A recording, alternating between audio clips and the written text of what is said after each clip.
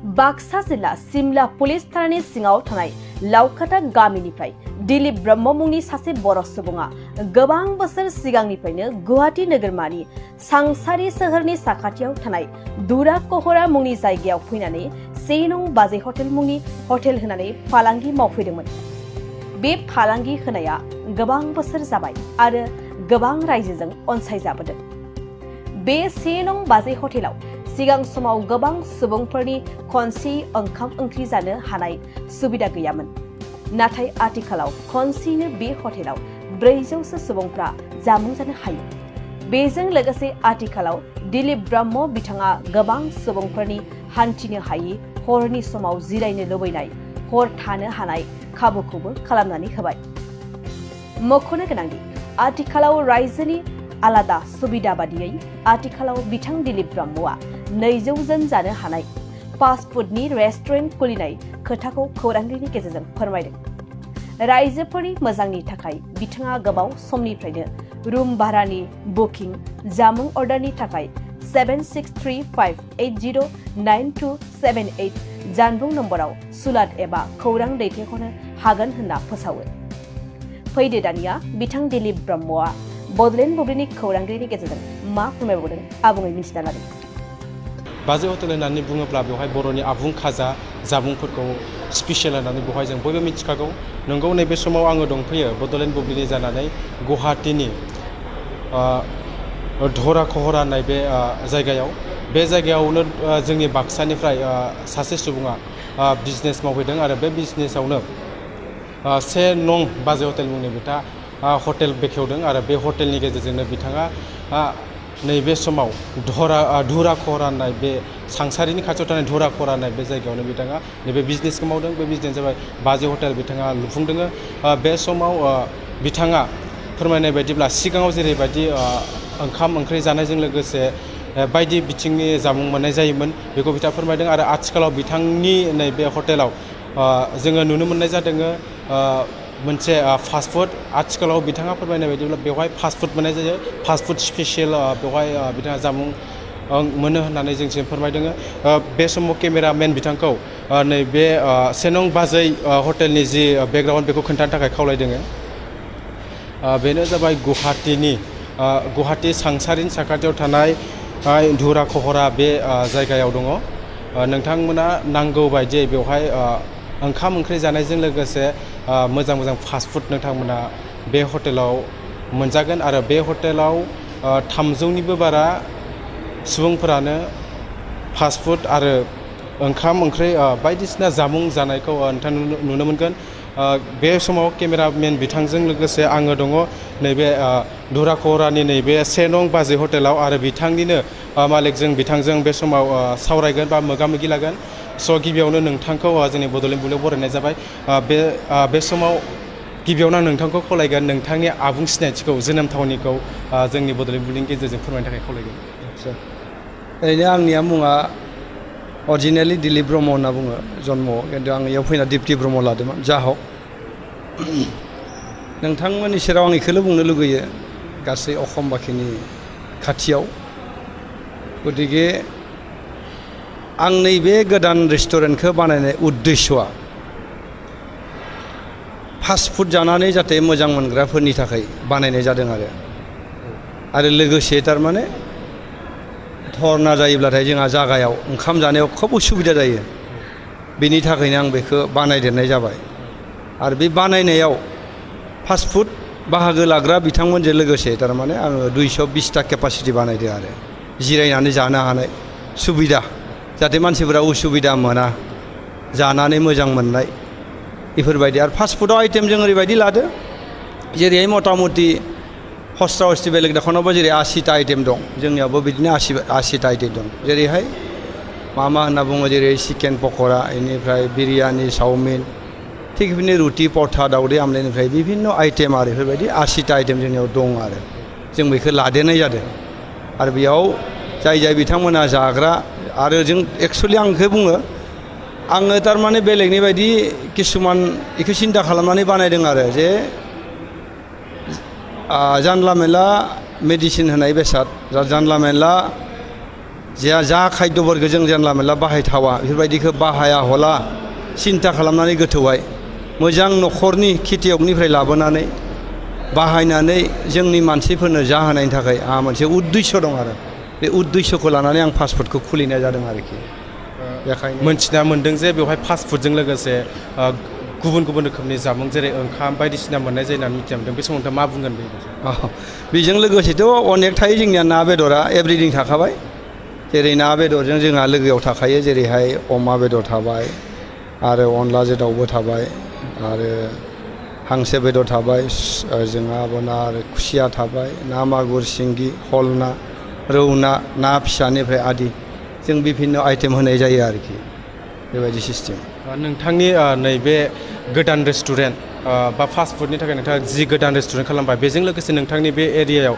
नोंथाङा बेसेबां सुबुंजोंना जानो हानाय केपासिटि बानायदों बर्तमान दा 400 जानो हानाय केपासिटि दं आरो मोननै टेबोलजों 400 खेबसेयावनो जिरायनानै जानो हायो आंनियाव जि 10 खान सुपार फैबाबो 10 खान बास फैबाबो टेनसन लानाङा आरो नोंथांमोना फैदो फैनानै जिरायफै आगोलाव गारि लाखिनायनिबो सुबिदा दं सिङावबो सुबिदा दं गासै सुबिदाखौनो लादो आरो लोगोसे बेखिनि सुबिदाखौ लाखिदों आं खेबसे जनायबावनो लुगैयो एखमबाखिनो जे नोंथांमोना लजआव दा बर्तमान 42 जन 42 थानो हानाय 42 मानसि जिरायनो हानाय बेखिनिया आंनियाव बर्तमान आं रुम बानायथ'नो हाबाय लज हिसाबै आरो बिया भबन माने हाबाथिलि ना मा होनो बर'आव हाबाथिलि जोङो हाबाथिलिनि थाखायबो जोङो थियारि जानानै दङ सिङाव बे बुस्थुखौबो आङो बुंबाय सोरबाफोर जुदि हाबा जायोबा सोरबाफोर बार्थडे पार्टिबाबो सब सुबिदाया दं जोंनियाव बेफोरबायदि जों सुबिदाखौ बर्तमान आं मावना होथ'दों आरोखि नैबे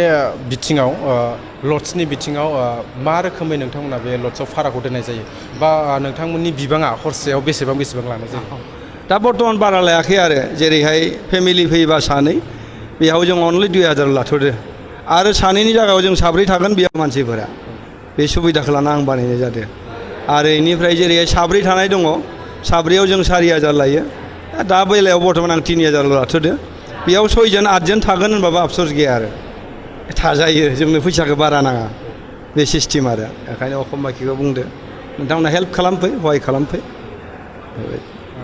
जोङो नुनो मोन्दों जे बेवहाय गोबां खामानि मावग्रा वर्कार्सफोर दङ बे बुब्लियाव नोंथांनि नैबे रेस्टुरेन्ट बा नैबे 1 नं बाजै हटेलाव साबैसे खामानि मावग्रा दङ आरो बेनि गेजेरावनो बर'फोर खामानि मावग्रा सुबुंफोरनि अनजिमाया बेसेबां आङो ओरैनो बाहागो 50-50 लादो आरो एसामिसफोरा 50 दं जोंनि बर'आ 50 जाहाथे रावबो गाज्रि मोनलाया बयबो थांना थालायनो हायो आं समान लादो आरोखि बेबायदि सिस्टेम मथा-मथि आंना 150 जन जायो आरो 150 जन सायावसो बुंजायो खिन्थु 150 जन दङ आरो दा कर्मचारि मोननै दखानजों लोगो नांनानै बेफोरबायदि बे समाव जोङो नोंथांनिफ्राय मोनथिनो लुबैदों जे नैबे एड्रेसखौ जोंनि गोबां सुबुंफोरानो कनफिउस जाबाय थायो आरोखि सानसारिनि गोजाम हटेल बाजै हटेलखौ मानसिफ्रा खोब गोसोखांबाय थायो नैबे बिथिङाव नैबे थराखहर होननाय नैबे जायगायाव दुराखहर होननाय बे जायगायाव नोंथाङा नैबे गोदानै 1 नं बाजै हटेल खुलिदों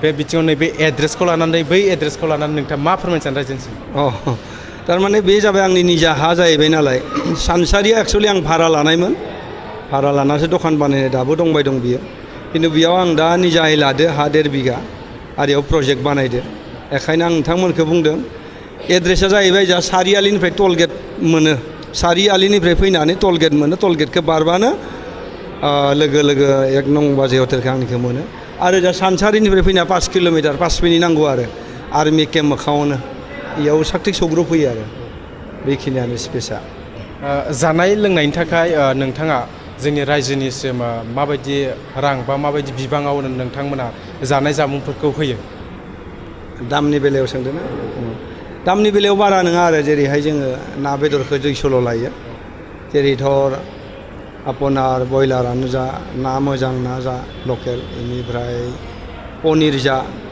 बेनिफ्राय अमा बेदर जा बेफोरखौ जों 200 ओंखामजों जाबजों एभ्रिथिं फ्रि गथायखिनि फ्रि थाबाय बिदि आरो बाखि स्पेसियेल खिनिखौ जों 300 लायो दामबो बारा ना बायनाया जेरै बोरमा बेदर खुसिया मागुर ना बरालि ना आरो बेबायदिनो हांसो बेदर अन्यान्य फारौ बेदर बेफोरखौ जों 300 लानाय जायो आरो ओंखामजों बेदरजों।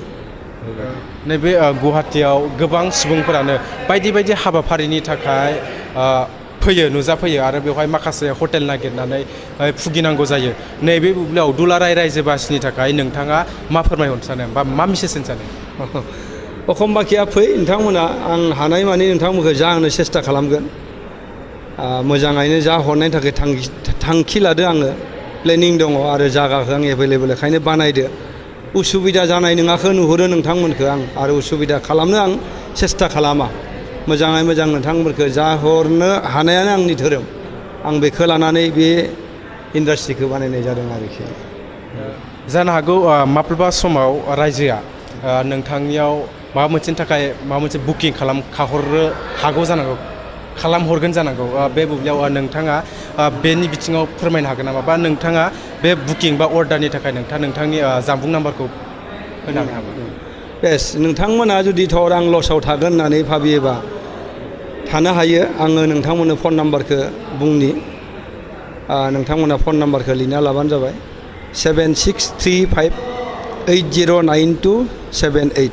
आरोबाव खेबसे बुंबावनि आं 7635809278। बे नाम्बाराव कन्टेक्ट खालामबा आंनि नाम्बार बियो। नोंथांमोना लसावबो थानो हागोन बा माबा मोनसे जानाय लोंनाय आगथिया अलप बुङोब्लाबो ना बेदरनि सोमोन्दै बेखौबो मोननाय राहा खालामना होगोन आं बे सिस्टेम। जोङो बिथांनिफ्राय मिथिना मोनबायदि बिथाङा गावनि जा हटेल बेवहाय हानायमानि खम बेसेनाव रायजो राजाखौ जाहोगोन आरो हानाय बायदि मोजां हस्पिटेलिटि लानानै बिथाङा रायजोफोरखौ सिबिनानै जाहोहरगोन होननानै बिथाङा फोरमायदों। आरो बेवहाय ओंखाम ओंख्रि जानायजों लोगोसे फास्टफुड चावमिन मम' बायदिखौबो बिथाङा मोनगोन होननानै जोंनि बड'लेण्ड बुब्लिनि गेजेरजों फोरमायदों। आरो मोनसे मोजां खौरां बिथाङा फोरमायहरदों, नैबे 1 नं बाजै हटेलाव हर थानो हानाय सुबिदा लड्सबो बिथाङा खालामना होदों होननानै जोंनि बड'लेण्ड बुब्लिनि गेजेरजों फोरमायहरदों। सोरबा बिथाङा माब्लाबा बहाबा थांनानै न'आव थांनो आख' फाख' जायोब्ला बे लड्सआव हर थानो हागोन होननानै बिथाङा फोरमायदों। आरो जोंनि बड'लेण्ड बुब्लिनि गेजेरजों बिथाङा गावनि फन नाम्बारखौ होनाय जादों। आरो बेजों लोगोसे जोंनि गुबुन गुबुन रायजोनिफ्राय गुबुन गुबुन हादाबनिफ्राय जायफोर सुबुंफोरा नैबे गुवाहाटि नोगोरमायाव बायदि बिथिंनि थाखाय धर्नानि थाखाय बायदि सेक्रेटारियेट बायदि खामानिनि थाखाय फैयोब्ला बिथांमोना नै बेवहाय नांगौ बायदि सुबिदायै ओंखाम अर्डार हरनो हागोन, थानायनि थाखाय बुकिं हरनो हागोन होननानै बिथाङा फोरमायदों। आरो बे जायगायानो जाहैबाय गुवाहाटि नोगोरमानि सांसारिनि बे दुराखहरा होननाय बे जायगायाव।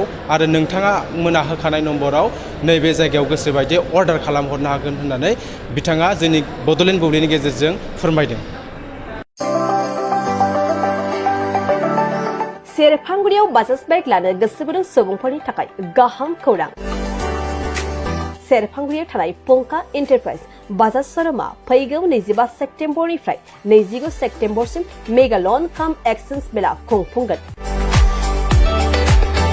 बाइगिरि बिथांमोननो आरसि इन्सुरेन्स लाफानानै 10,999 रां बेसेनावनो लवेस्ट डाउन पेमेन्ट होनानै बाइक लानो हागोन आरो 500 रां होग्रोनानै गोसोबायदि बाइकखौ आवग्रिना दोननो हागोन।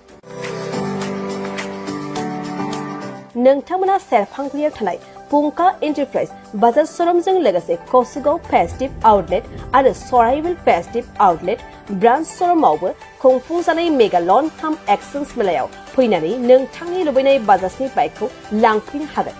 पंका एन्टारप्राइज बाजाज श'रुमा लोगोसे मोजां अफार लाफादेरदों।